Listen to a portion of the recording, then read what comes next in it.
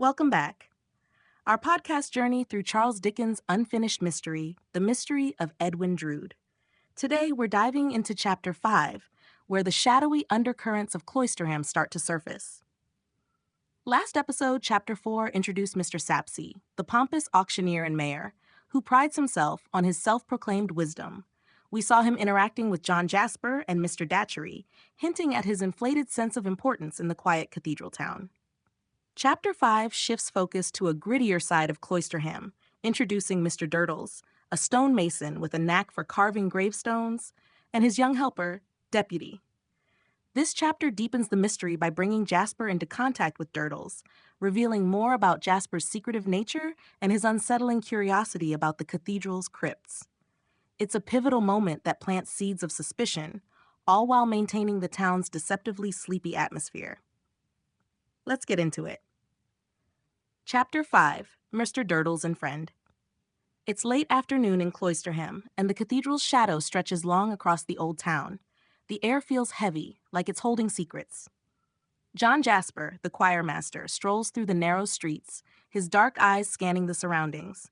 He's headed toward a cluttered yard near the cathedral, where broken stone slabs and dusty tools lie scattered. This is the workplace of Mr. Durdles, the stonemason who carves the town's gravestones. Durdles is a short, sturdy man with a weathered face, his clothes dusted white from years of chiseling stone. He's known for two things: his skill at carving memorials and his love for his old leather flask, which he sips from often. As Jasper approaches, Durdles is tapping a half-finished gravestone with his hammer, muttering to himself about the stone's voice. He believes every slab has a sound, a secret only he can hear. "Well, Durdles," Jasper calls out, his voice smooth but with a sharp edge. "Hard at work as always?" Durdles looks up, squinting. "Aye, Mr. Jasper. Stones don't carve themselves. Gotta listen to 'em, see what they want to say." He takes a swig from his flask, wiping his mouth with a dusty sleeve. Jasper smiles faintly, leaning against a pile of stones. "You hear things others don't. That's a gift." "Or a curse," Durdles grumbles. "These stones talk of the dead, and the dead don't always rest easy." He taps the gravestone again, cocking his head as if it's whispering back. A small figure darts out from behind a broken column. Deputy, a scruffy boy of about 10, with sharp eyes and a mischievous grin. He's Durdles' helper, though he's more likely to throw stones than carve them. "Oi, Durdles," he shouts. "You talking to them ghosts again?" "Mind your tongue, Deputy," Durdles snaps, but there's no real anger in it. "Show some respect for Mr. Jasper, a gentleman of the choir." Deputy smirks, tossing a pebble in the air and catching it. "Gentleman, eh? Don't look like he's singing now." Jasper's eyes narrow, but his smile doesn't fade. "You're a bold one, Deputy." "Ever been inside the cathedral crypt?" Deputy shakes his head. "Nah, too dark and creepy, full of dead folks' bones." Durdles chuckles, his flask glinting in the fading light. "The crypt's my second home. Know every corner, every vault. Ain't no ghosts there, just stone and silence." Jasper's interest sharpens. "You know the crypt well, then. Ever take anyone down there?" "Not often," Durdles says, eyeing Jasper. "Folks don't like the damp and the dark. Why you asking, Mr. Jasper?" "Just curious," Jasper replies, his tone too casual. "A place like that must hold secrets, old tombs, hidden passages. You must know them all." Durdles shrugs, sipping again. "Secrets? Maybe. The cathedral's old as time. Got more nooks than a man can count. But I don't poke where I ain't wanted." Deputy pipes up, tossing another pebble. "Bet you're looking for treasure, Mr. Jasper. Ain't that why folks snoop in crypts?" Jasper laughs, but it's tight, like he's hiding something. "No treasure, boy. Just history. Durdles, could you show me the crypt sometime? I'd like to see it." Durdles scratches his chin, suspicious but flattered. "Might could. Ain't no tour for the faint-hearted, though. Narrow stairs, air thick as soup." "You sure you're up for it?" "I'm sure," Jasper says, his eyes glinting. "Name a time." "Tomorrow night, then," Durdles says. "After the cathedral's locked up. Bring a lantern, gets black as pitch down there." Deputy snickers. "Hope you don't get lost, Mr. Jasper, or eaten by ghosts." "Enough, Deputy," Durdles growls. "Go fetch my tools from the shed." As Deputy scampers off, Jasper steps closer to Durdles. "You ever find anything strange down there? Old keys, maybe? Things left behind?" Durdles frowns, his flask pausing halfway to his mouth. "Keys? What's a choir master want with old keys? You got a funny interest in dark places, Mr. Jasper." Jasper's smile is thin. Just a scholar's curiosity. The cathedral's full of stories. I like to know them. Durdles grunts, not convinced but too tired to argue. Stories, sure, but some stories are best left buried. You come tomorrow, you'll see what I mean. The cathedral bell tolls, deep and solemn, echoing through the yard. Jasper glances up at the tower, his face unreadable. Tomorrow, then, he says, turning to leave. As he walks away, Deputy peeks from the shed, watching him go with sharp, curious eyes. The next evening, after the cathedral's locked and the town's gone quiet, Jasper meets Durdles at the yard. Durdles carries a lantern, its dim light flickering on the cobblestones. Deputy trails behind, uninvited but too nosy to stay away. Stay close, Durdles mutters as they enter the cathedral through a side door. The air inside is cold and musty, the silence heavy. They descend a spiral staircase, the stone steps worn smooth by centuries. The lantern casts long shadows, making the walls seem to move. In the crypt, the air is damp, smelling of earth and decay.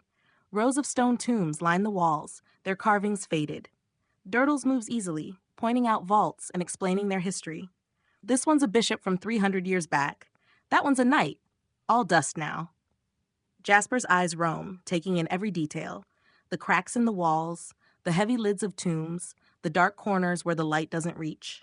Could someone hide something here? He asks, his voice low. Something small like a key or a ring? Durdles stops, turning to face him. Hide? Maybe. But why bother? Ain't no one comes down here but me. You got something specific in mind, Mr. Jasper? Jasper shakes his head too quickly. Just wondering. A place like this feels like it holds secrets. Deputy lurking behind a tomb pipes up. Secrets like murder, maybe? Bet someone could hide a body down here. Durdles cuffs him lightly. Quiet, you imp. Don't go scaring folks with your nonsense. But Jasper doesn't laugh. His eyes linger on a heavy tomb, its lid slightly askew. Could that be moved? He asks, pointing. With enough muscle, aye, Durdles says. But it'd take work. Why you so curious about moving tombs? No reason, Jasper says, his voice smooth again. Just imagining what stories these stones could tell. Durdles grumbles, leading them back up. Deputy lags behind, tossing a pebble that clatters in the dark. As they reach the cathedral door, Jasper pauses, glancing back at the crypt's entrance.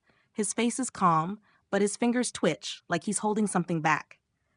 Outside, the night is cold, the stars sharp above the cathedral. Durdles locks the door, and Deputy darts off, shouting about ghosts. Jasper says nothing, his eyes fixed on the tower as he walks away into the dark. In Chapter 5, we follow John Jasper as he seeks out Durdles, a stonemason who works with gravestones and knows the cathedral's crypt like his own home. Jasper's curiosity about the crypt feels off. His questions about hidden keys, tombs, and secrets suggest he's probing for something specific, though he plays it off as idle interest. Durdles, rough but perceptive, senses something odd but agrees to show Jasper the crypt at night. Deputy, the cheeky boy who helps Durdles, tags along, adding a touch of mischief while keeping a sharp eye on Jasper. The crypt visit is eerie, with Jasper's focus on hiding places and movable tombs hinting at darker intentions. The chapter ends with Jasper's secretive demeanor lingering, leaving us uneasy about his motives. In the broader story, this chapter is crucial for building suspicion around Jasper. His interest in the crypt, combined with his opium use from Chapter 1 and his restless confessions in Chapter 2, paints him as a man with hidden plans. The crypt, with its tombs and shadows, becomes a potential setting for the novel's central mystery, Edwin Drood's disappearance, which we know is coming. Durdles and Deputy add texture to Cloisterham's world, showing its working-class side, while hinting at how even minor characters might witness key events. Jasper's probing questions about keys and hiding places could tie to later plot points, like concealing evidence or a body, though Dickens left these threads unresolved. This chapter deepens the sense that beneath Cloisterham's calm, something sinister is brewing, with Jasper at its heart. Thanks for joining us for Chapter 5. Next time, we'll explore Chapter 6, where the story shifts to the charitable side of Cloisterham and more clues to the mystery. Stay tuned.